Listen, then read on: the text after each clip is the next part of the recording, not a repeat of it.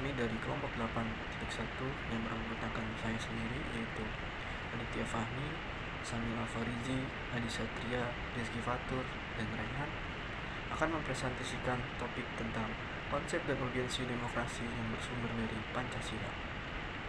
Pembahasan ini akan menjelaskan bagaimana Pancasila dan Undang-Undang Dasar 1945 menjadi landasan demokrasi yang khas di Indonesia. Demokrasi, seperti yang didefinisikan oleh Abraham Lincoln, adalah pemerintahan dari rakyat, oleh rakyat, dan untuk rakyat. Dalam konteks Indonesia, demokrasi berarti partisipasi warga negara dalam pemerintahan. Ini mencakup hak untuk berbicara, beragama, berpendapat, dan berserikat. Hal ini menjadi landasan penting untuk mencapai kehidupan bernegara yang harmonis. Pertanyaannya adalah, mengapa demokrasi dianggap penting dalam kehidupan bernegara? Sila 3. Demokrasi dalam sejarah dan budaya Indonesia. Demokrasi di Indonesia tidak bisa dilepaskan dari sejarah dan budayanya. Ada unsur-unsur yang memengaruhi demokrasi kita, seperti sejarah, budaya, pandangan hidup, dan tujuan negara. Misalnya, demokrasi desa diuraikan oleh Dr. Andres Muhammad Hatta, mencakup cita-cita rapat, masa protes, dan tolong-menolong. Tradisi ini menjadi dasar bagi demokrasi modern di Indonesia. Slide 4, pilar-pilar demokrasi menurut USIS. Menurut USIS tahun 1995, terdapat beberapa pilar demokrasi, seperti kedaulatan rakyat, persetujuan yang diperintah, kekuasaan mayoritas, dan hak minoritas, hak asasi manusia, dan pemilihan yang bebas serta jujur. Pilar-pilar ini memastikan terciptanya pemerintahan yang adil dan transparan. Bagaimana pilar-pilar ini diterapkan dalam demokrasi Pancasila menjadi tantangan sekaligus peluang bagi kita. Selanjutnya, pilar demokrasi menurut Undang-Undang 1945.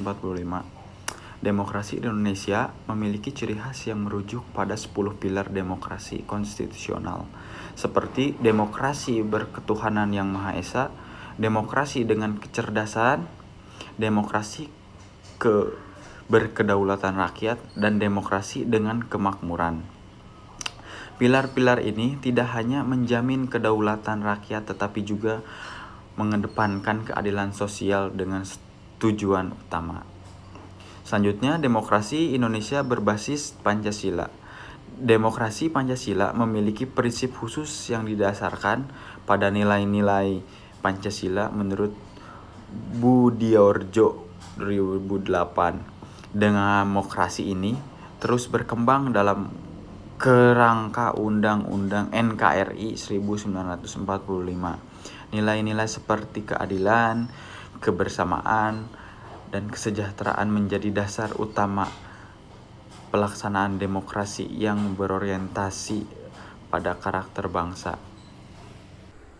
Baik, berikutnya prinsip-prinsip dasar demokrasi. Demokrasi di Indonesia memiliki konsep yang otosentris, di mana rakyat menjadi pusat dari setiap kebijakan.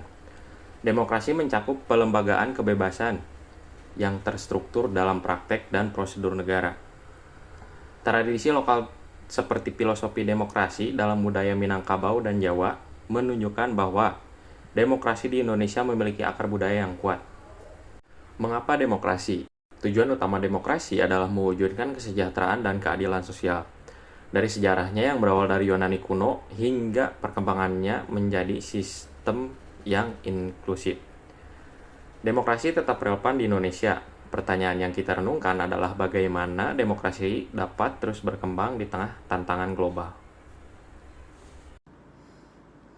Baik, sebagai kesimpulan, demokrasi Pancasila bertumpu pada prinsip Pancasila dan Undang-Undang Dasar 1945.